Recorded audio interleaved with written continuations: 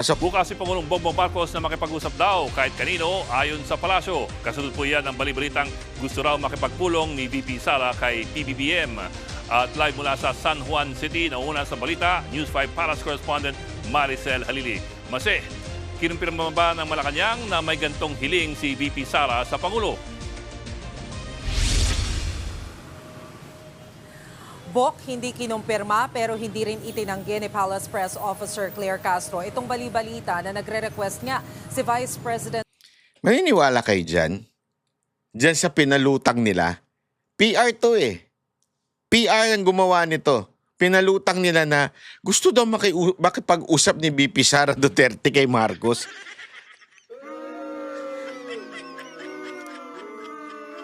Etong PR na to, ang pinalalabas nito, parang mahina si VP Sara Duterte.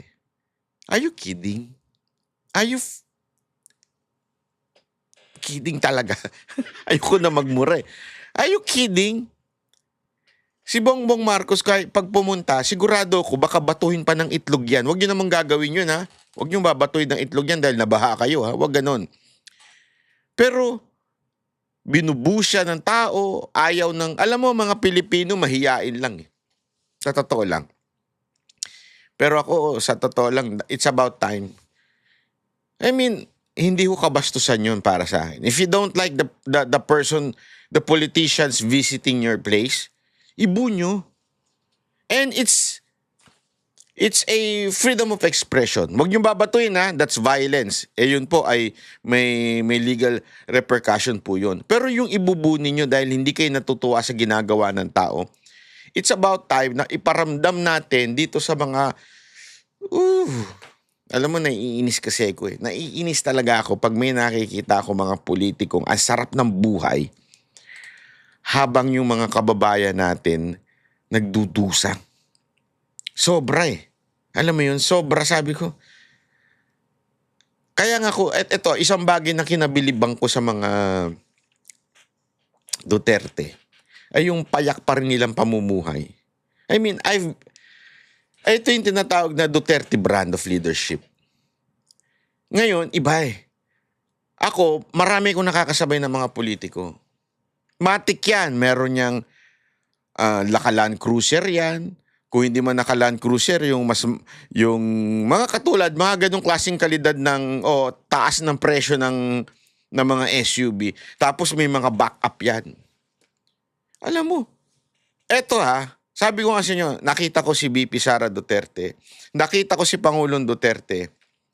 Siyempre, nagkaroon na lang ng maayos na sasakyan si Pangulong Duterte nung panahon ng presidente siya. Matik yun kasi merong presidential car. Pipilitin talaga siyang gamitin yon. Pero hindi pa nga yun yung magandang klase. Ngayon, pinalitan na BMW na. Hayop talaga. Hayop talaga itong presidente natin. Ang kapal talaga ng mukha. Kasi alam ko yung yung presidential car dati nung panahon ni Pangulong Duterte. It's an old Land Cruiser. Ang pagkaalala ko ha, kung hindi ako magkakamali, it's an old Land Cruiser. Ngayon, BMW na yung latest. Nakita ko doon sa isang video, sabi ko, nung nakita ko nga yung video na yun, sabi ko, wala talaga itong presidente to. Walang puso ito. I mean, yes, you are the president, pero binago mo pa talaga. Kailangan mo pa talaga na mas maganda na sasakyan. Unless sasakyan mo yun, di ba? Mas malupit. Alam mo yun? Parang, ngayon, ako, nakita ko si Pangulong Duterte noon. In many events, after niya, ng kanyang pagiging presidente, nakasama ko pa rin po siya, nakita ko pa rin po. Kung ano yung gamit niya dating pick-up sa Davao, yung pa rin ang gamit niyang pick-up nung pagkatapos siyang presidente. Hindi nagbago. Same. Nung mayor siya, nakikita ko na kasi siya nung mayor na kumakandidato siya, pick-up lang yun eh. Pagkatapos na maging presidente, pick-up pa rin. Nakikita ko pa rin yan. Ilang beses, after na maging presidente ni Pangulong Duterte, ilang beses ko siya nakita dumarating, ino-observe ko yan. Si VP Sara Duterte, ino-observe ko din yan. Hindi nila alam ha, pero observant ako sa ganyan kasi mahilig ako sa sasakyan eh. Tinitingnan ko kung ano yung mga sasakyan nila. Alam mo yung si Vice President Sara Duterte, van lang na luma din. Hindi ko na siyempre babanggitin ko anong pangalan, pero van din na luma. At hindi rin bonggang entourage. Eto ako, bibuisit ako eh. Alam mo kung bakit?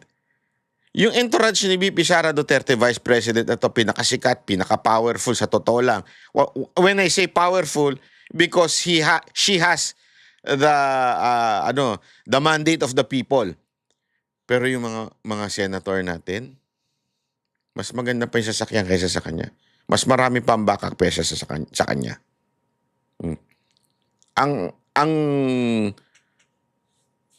Dali, isipin ko kung babanggitin ko. Sige na nga, banggitin ko na nga. Banggitin ko nga ba? Ang isa lang na nakita kong payak na senador na ilang beses ko na rin nakita yung consistency na payak, si Robin. Actually, siya nga may karapatang maganda sa sakyan eh. Bakit? Artista siya eh. I mean, ang bihira. Kumita lahat ng pelikula nun. Wala na flop na pelikula si Robin. I mean, kung meron man dapat, kaya lang naalala ko, kasi tinanong ko rin yan eh. Nung pala talaga noon, hindi pa senador si Robin, binenta niya yung mga sasakyan niya, tapos tinulong niya sa Mindanao. Napag-alaman ko yun. Kaya nga kung meron man din naka ng Duterte brand of leadership, si Robin. Sa totoo lang. Ako, para sa akin, paulit-ulit ko sinasabi ito.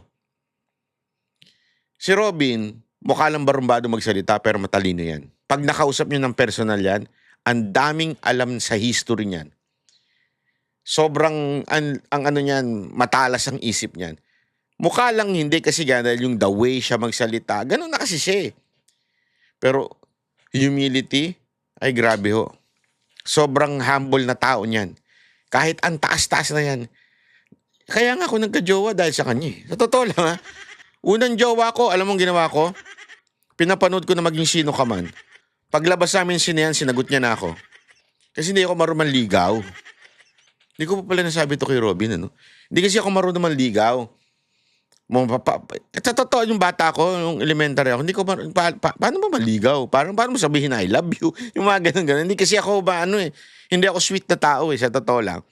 So, hindi ko alam ang gagawin. Ang ginawa nung may sabi nung kaklase kong high school, isama mo doon ng sine, tapos doon mo hawak-hawakan yung kamay. Mga ganun ba? Yung style doon eh. Nung unang panahon, ganun eh. Ngayon, wala nang ganun eh. Diba? Sa club na eh. Hihipuan mo na eh. Hindi. Sa totoo lang, sa sinehan. So, nandun kami sa sinehan. Hindi ko, nahiya akong hawakan yung kamay. Baka mamaya, ganun din yung kamay. Talagang sobrang mahiyain po ako eh. So, ang ginawa ko, nanood lang kami. Pero, lo and behold, after ng bumi ng maging sino ka man, paglabas namin, niyakap ako. Sabi ko, Robin, utang na loob ko talaga sa ito. Unang jowa ko na tumagal ng 1 buwan. Kasi, siyempre, yung hype nung pelikula, nung 1 buwan lang, pagkatapos nun, wala na. Hindi ko na alam paano i-follow through. Paano magbigay ng mga bulaklak. Hindi ko kasi talaga alam yung mga ganun-ganun eh. Anyway, kaya kasalanan ni Robin. Anyway, ito si Robin, isa pa. Pangatlo, itong si Baste Duterte. Si Baste din. Kung alam nyo lang ang sasakyan ni Baste, basta, hindi rin yung, ayoko rin pangalanan, pick up din. Ewan ko kung pick up ng tatay niya yun eh. Pero wala din talaga. Tapos wala rin, alam mo yun, mayor ka ng Davao eh. Di ba? Mayor ka ng Davao. Dapat ang entourage mo 3, meron ka pang hagad. I mean, karapatan mo yun nasa mayor eh. Para mas mabilis ka makapunta sa paroroon. Lalo na Davao City is the biggest city in the Philippines. So, for you to go to different places in Davao City, you need an entourage. You need people, you need mga pulis na motorcycle, di ba ganon dapat? Kasi, alam mo, nagpupunta kami ng ibang mga probinsya nung panahon ng Mohagers, ay grabe ho. Pag mayor, anak ng tutsang kalabaw, parang presidente. Pag-gobernador, lalo na. Hindi ako nagbibiro. Pag-gobernador, mayor ng mga probinsya, sila kasi yung hari dun eh. Walang batas dun kung hindi sila. Sila nasusunod dun. Yung nakalagay sa konstitusyon na presidente, vice president, senators, senate president, chief justice, lang ang pwede magwangwang. Ang basa nila doon, kami ang presidente nitong lugar na ito, therefore, allowed kami magwangwang. Grabe ho, walang biro. Si Baste, walang ganun. Wala. Hindi mo mamamalayan na dumadating na siya. Wala kang mamamalayan na, kasi ramdam mo yun pag darating. Alam mo yun, ramdam mo pagka darating na yung isang opisyal, ang grabe entourage, hayop. Hindi ko alam kung pinagsisigawan nila na powerful kami kayo, mga dukha lang kayo, mga animal kayo. Kaya nga, alam mo, etong mga Duterte, kakaiba ito. At eto, ituloy natin para mapunta na tayo doon sa punto ko. Sara Duterte ng private meeting kay Pangulong Bongbong Marcos. Matatandaan kasi natin na Ayan. Kesyo gusto daw ng private meeting. And kumalat sa mga social media accounts yung sinasabi na meron daw request si VP Sara na makausap si Pangulong Bongbong Marcos. Actually, spokesperson Harry Roque ginawan pa nga yan ng collage yung mga naglagay ng post na ito at ipinost din niya sa kanyang Facebook account. Pero kanina, nang tanungin si Undersecretary Claire Castro kung totoo ba na meron ngang ganitong request, sabi niya wala raw natatanggap na ganitong impormasyon. Pero malinaw naman daw na bukas si Pangulong Bongbong Marcos na makipag-usap sa kahit na sinong personalidad na kontra sa kanyang administrasyon. Gago kayo! Hindi nyo alam kung sinisidabihan ko ng gago Gago kayo ko. Ang magandang kausapin nito ni Bongbong Marcos, hindi si Vice President Sara Duterte. Ang dapat niyang kausapin, mga sekretary niya na pumapalpak pagdating sa baha. Pumapalpak pagdating sa transportasyon. Alam mo, meron akong hindi ko lang na-download meron ako napanood sa TikTok na halos may yak-yak na babae siya. Sabi kong sunduin na lang kita Ay, hindi, walang ganun. Sabi ko, may mapayak-yak na babae parang sinasabi niya, naiyak siya kasi kahit anong booking daw niya, wala siyang mabook na mga yung ride hailing na na mga na parang taxi, wala daw mabook. Sabi niya pa nga, nag-add na nga ako ng tip ng 100 pesos. Sabi ko, abugoy. Sa tingin mo, papansinin ka ng mga driver na yan? 100 pesos. Hindi ko inaapi si ate Pinupuna ko yung mga driver. Yung mga driver na yan, mga oportunista din yan Sa totoo lang Kaya nga dapat ginagawa ng batas yan o mismong yung Grab o yung ano ba ito isa pa? Hindi ko alam kung sino tinutukoy niya dito Yung Grab at saka may isa pa InDrive, di ba? At saka yung isa pa, yung electric. Kung sino man ang itinutukoy niya dyan, dapat gawan niya ng kumpanya na hindi namimili, di ba? O kaya nire-require bumiyahe tuwing may ganyan kasi kawawa yung mga kababayan natin. But again, aside from that, ang talagang palpak dito ay yung public transportation. Alam mo, hindi naging problema yan sa Davao. Punong-puno ng tao sa Davao City dito sa Kadayawan. Alam mo, ang dali mag-book ng Grab. Hindi ko nga alam kung bakit I mean, ang daling, kasi nga, ang sabi sa amin doon, marami kasing transportation. Hindi lang Grab. Tapos may mga bus pa sila. As in, yung magandang mga bus nila, marami silang transportation. Therefore, yung mag-aagawan yung mga transportation ng pasahero. Sa Maynila, it's the other way around. I'm not saying Maynila, Manila City Metro Manila, kulang. Diba? So, simple lang naman yan. Kung marami masyado ang tao o customer, di ba, o mananakay, Abay, mag-iinarte yung mga lintik na yan. 100, di ka papansinin yan. Bigyan mo ng mga 1,000 yan, baka pansinin ka agad-agad. Di ba? Sa totoo lang, hindi ako kaya lang, sabi ko nga, mistake ito. Itong, yung sa mga ride-hailing na, na taxi na yan, ano yan?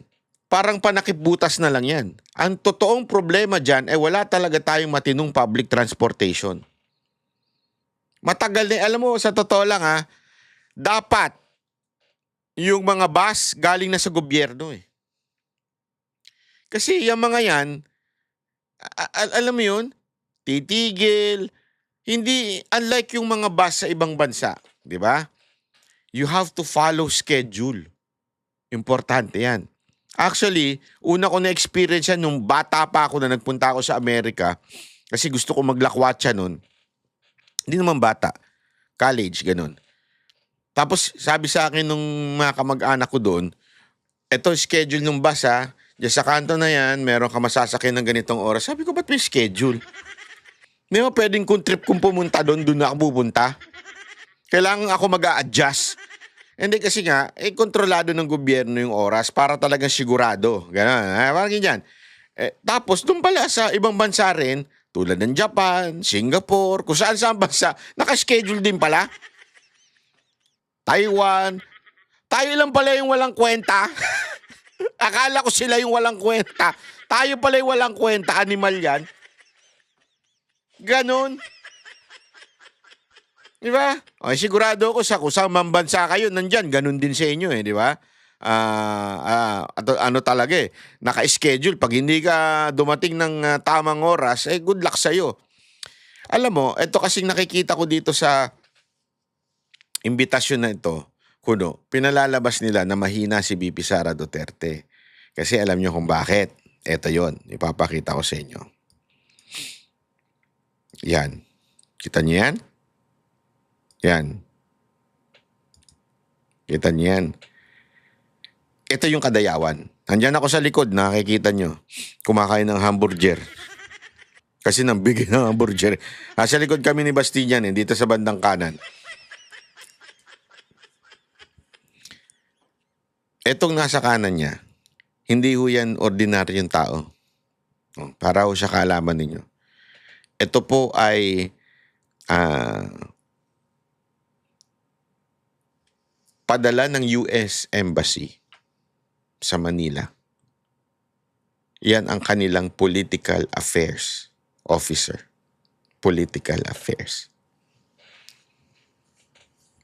As a matter of fact, binati pa nga yan mismo ni Baste on stage. Ewan ko, siyempre hindi nababalita na mainstream media yan. Pero sigurado ako, nalaman na ng Malacanang yan. Kaya itong chismis nila na gusto makipag-usap ni Vice President, hindi kakausapin ni Vice President. Ito, kausap na. Ito pa, chika dyan. Sa kaliwa niya yan. Dapat sa kanan niya, yung ambassador naman ng China. Kaya lang nagkataon lang may schedule. Kaya hindi din nakapunta. Sabi ko nga, ganda siguro no kung napicturean nyo na Amerika sa kaliwa, kanan. At ito, chika. Ito, chika to, ha? Gusto nyo yung chika? Sige na nga, chika ko na nga. Galing sa aking agila dyan sa Davao City. Ang chika. Matagal nang nangungulit yan. Siyempre, hindi nila i-deny nila yan. Matagal na daw di umanong nangungulit yan, nakausapin si Vice President Sara Duterte at ang mga Duterte dahil sa darating na eleksyon.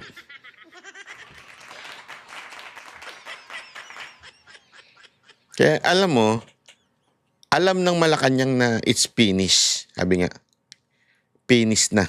Yan ang totoo. Finished na. Kung ayaw nyo maniwala sa akin, let's see. Time will tell.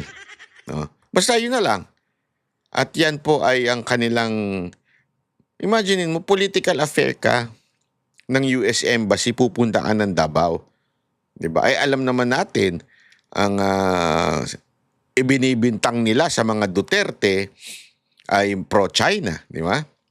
Pero bakit na nandyan? At tila di umano nanliligaw na. Ang balita nga, ang gusto pa talaga nila makausap is mismong si Vice President Sara at syempre to si Baste dahil alam naman natin na pag si Vice President Sara Duterte ang na-impeach, malamang sa malamang ang itutulak ng taong bayan ay si Baste Duterte. At alam nyo ba, ito, isa pang chika to.